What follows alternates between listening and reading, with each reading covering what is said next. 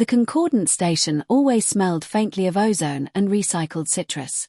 The scent was engineered to calm visiting species with different bodies and different needs.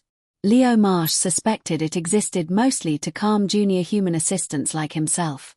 Beyond the clear walls, the station's central ring turned slowly.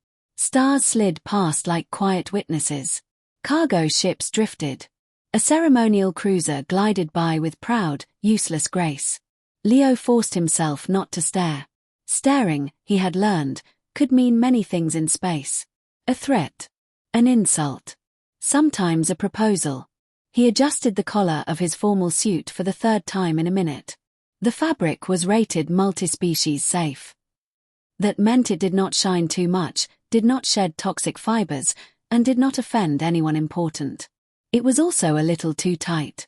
Leo had been promoted faster than his clothing budget. His job was simple. Follow his supervisor. Carry the data slate. Sit where told. Do not become memorable. The council chamber doors opened with a soft, careful hum. Inside, the room was wide and perfectly balanced. No side was higher. No angle favored one species over another. Seats formed a clean ring around a hollow center where holograms would soon bloom into maps and laws. Each seat was different. Some were deep pools of liquid light. Others were narrow perches. Some hovered. Leo's slate guided him to auxiliary position 17. That sounded safely unimportant. He followed the glowing floor path, counting under his breath. 14. 15. 16. 17. He Saturday. The seat adjusted itself politely, shaping to his back and legs. Leo released a quiet breath. No mistake. No offense. No incident. Then he noticed the seat beside him. It was not really a seat. It was a throne.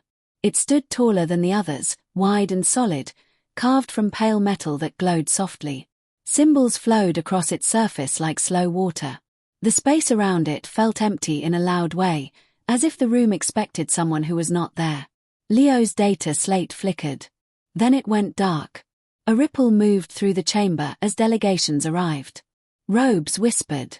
Shells clicked. Personal atmosphere fields shimmered. Leo stayed very still and practiced breathing like a professional. The throne remained empty. When Queen Solana entered, the room shifted. It was not written in any protocol, but everyone felt it. Attention leaned toward her. Even gravity seemed to prefer her direction. She looked almost human at first. Dark skin the color of polished obsidian. Short, silver-threaded hair pulled back with simple dignity. Her face was calm, strong, and tired in a way Leo recognized from long nights and heavy duty. But her eyes were older than human eyes, deep and reflective. Her ears tapered gently to elegant points, marking her as something ancient and other. She wore no crown. She did not need one. She walked toward the throne. Leo's mind panicked in neat, useless lines. Stand. Apologize. Run. Fake a medical emergency. He pushed against the armrest to rise. Her hand closed around his. It was cool and firm. Not painful. Not gentle either. Real. Leo froze. Queen Solana did not look at him. Her gaze stayed forward, fixed on the watching council. Do not stand, she said softly. Her voice reached only him, carried by a private field. Stay here. Leo swallowed. None of his training manuals covered this. He nodded. The throne remained empty, but its meaning filled the air.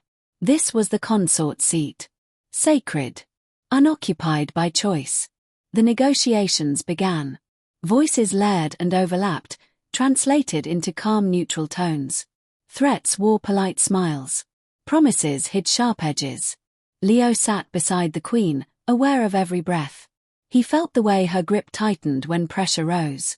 His arm tingled. He decided this was an acceptable price for galactic peace. Time stretched. Leo noticed small things. The hum beneath the floor. The way temperature shifted with each speaker. The exact angle at which his elbow stopped feeling attached to him. A tall delegate spoke first, protected by a clear pressure field. Leo nodded when others nodded. It seemed wise. Queen Solana did not nod. She listened, still as carved stone. When a phrase translated as strategic imbalance, her fingers tightened. Leo's panic tried to rise, but it had nowhere to go. He was anchored to a queen. A hologram bloomed in the chamber's center. Stars rotated. Borders pulsed and shifted. Leo leaned forward, caught by the light. Her grip tightened sharply. "Still," she murmured. "Sorry," he whispered, becoming furniture again. The next speaker was direct, which meant openly threatening. Leo felt the queen's hand grow colder. "You're doing well," she said quietly. "I am." Leo Marsh thought the strangest part of walking beside a queen was how quickly it began to feel normal. The corridor outside the council chamber was wide and bright, filled with the steady movement of the Concordant station returning to life. Delegates dispersed in all directions, their personal fields fading, translators powering down, voices rising again now that history was finished watching them. Some glanced openly at Leo.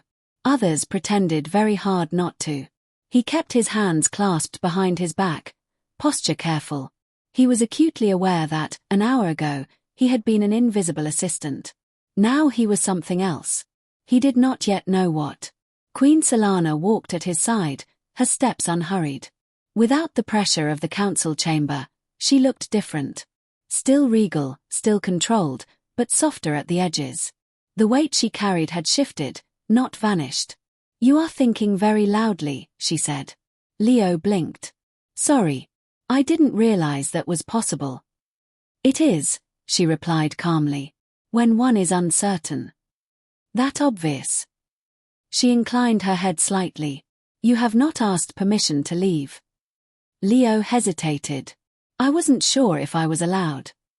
That earned him a small, amused glance. "You are not a prisoner, Leo Marsh."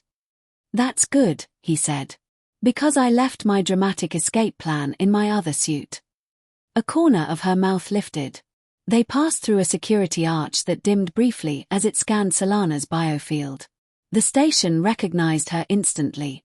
For Leo, the scan lingered a fraction longer than usual, as if double-checking reality.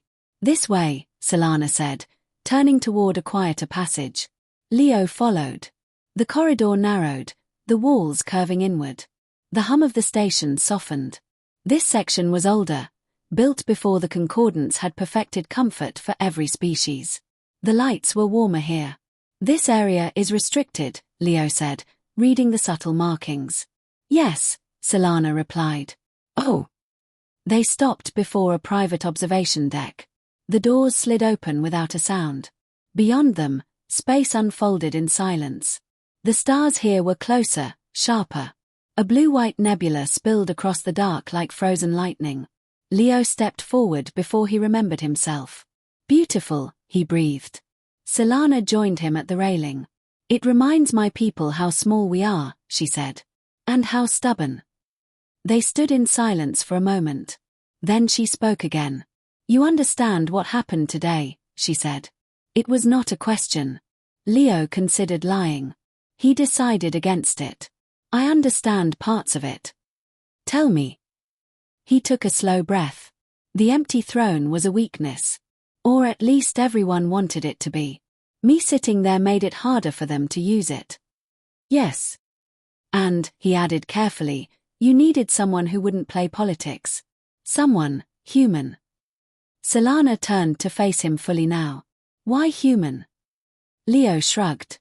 "We're bad at subtle power games. But we're good at stubborn presence. Once we sit down, we don't like being told to move." She studied him for a long moment. "Accurate," she said. Relief loosened something in his chest. "But that is not all," she continued. "You did not simply sit. You noticed." Leo frowned. "Noticed what?" "Pressure. Timing. Silence. My people call this throne a symbol of unity," she said. "But symbols are fragile. They rely on belief." "And humans?" Leo asked. "Humans believe in actions." He did not know what to say to that. A soft chime echoed through the deck. An incoming message. Solana waved it away without looking. "They will demand explanations," she said. "Some will accuse you of manipulation. Others will accuse me. Are you worried? Leo asked. No, she replied. But I am tired. That honesty surprised him more than anything else. You should rest, he said before thinking. Solana raised an eyebrow. I mean, he rushed on, not because you're weak. Just, today was a lot. Anyone would need time. She regarded him, then nodded slowly. You may be right. Another chime. This time she accepted it. A hologram bloomed between them, resolving into the image of a tall, sharp-eyed advisor. Their skin shimmered with faint markings of rank. Your Majesty, the advisor said, inclining their head. Then their gaze slid to Leo. It paused. Who is this? This is Leo Marsh, Solana said evenly. He will remain with me. The advisor stiffened. For how long? Solana's eyes did not leave Leo. That has not yet been decided. The hologram flickered off. Leo exhaled slowly. I think I just made an enemy.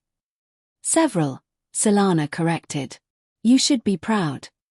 He laughed weakly. I was aiming for unnoticed. That path is closed to you now. The words settled heavily. What does that mean for me? Leo asked. Solana turned back toward the stars. It means you will be observed. Measured. Tested. That sounds unpleasant. It is, she agreed. But it is also opportunity. Leo leaned on the railing, staring into the nebula. I didn't ask for this. No, she said gently. But you accepted it. He thought of the moment her hand had closed around his. The choice he had made without knowing it. Yes, he said. I did. A pause. My people are not accustomed to human advisors, Solana said. You will make mistakes. I specialize in them. She smiled again. Fully this time. Then you may survive, she said. The station lights shifted, signaling a new cycle. Somewhere far away, engines roared. Life continued. What happens now? Leo asked. Solana straightened. Queen once more. Now we see who challenges the peace we have built. And me. She met his gaze. Now you learn what it means to be seen. Leo swallowed, squared his shoulders, and nodded. Beyond the glass, the stars watched. And somewhere among them, consequences were already moving. You have not screamed or fled. Both are common. He almost laughed. A small sound escaped. Several delegates glanced over. Queen Solana pressed her thumb against his hand. Warning. Reassurance. Hours passed. Leo learned her rhythm. The signs of strain. The moments when grief pressed close, especially when eyes drifted toward the empty throne. That was when he understood why he was here. 2 occupied seats meant strength. Continuity. The image of a future not broken by loss. When a delegate gestured at the empty throne, the chamber held its breath. Solana's hand trembled once. Without thinking, Leo adjusted his grip. Not tighter. Steadier. She exhaled. The negotiations darkened. Old wounds surfaced. A rival mentioned the late consort with cruel care. Pain flared through Leo's hand as her grip tightened. He leaned slightly closer. He stayed. Her reply was calm and devastating. Grief, she reminded them, was not weakness. Silence fell. As the hours dragged on, something changed. The tension remained sharp, but beneath it grew familiarity. Shared endurance. Quiet trust. When the chamber lights shifted toward closure, Leo felt a strange disappointment. He had grown used to this impossible role. A reflective-skinned delegate rose near the end. Their words were smooth and dangerous. They spoke of emotional leadership. Of instability. This was meant to provoke. Solana's fingers tightened, weary this time. You may hear something unpleasant, she murmured. I work in administration, Leo whispered. I'm immune. That earned a real smile. The delegate circled the absence beside her without naming it. Suggesting loss made her predictable. Anger sparked in Leo. She answered with silence. Silence stretched, heavy and deliberate. Leo shifted slightly. His shoulder brushed the throne. A low hum answered. Delegates stiffened. Leo froze. Well done, Solana said quietly. Done what? You reminded them the throne still exists. She spoke then. Calm. Precise.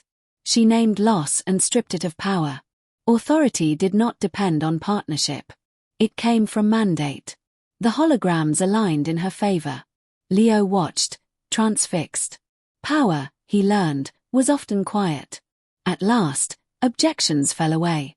The treaty locked into place with a soft harmonic tone. Relief moved through the chamber like a tide. Solana's hand was warm now.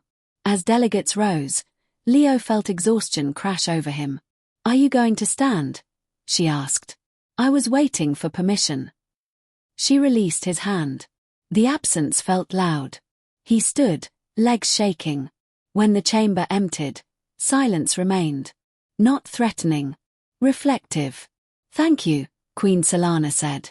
The words struck harder than any threat. Anytime, Leo said. Preferably with fewer civilizations watching. She laughed. Openly. Later, as they walked toward the stars, she spoke again. You stayed, she said. Many would not.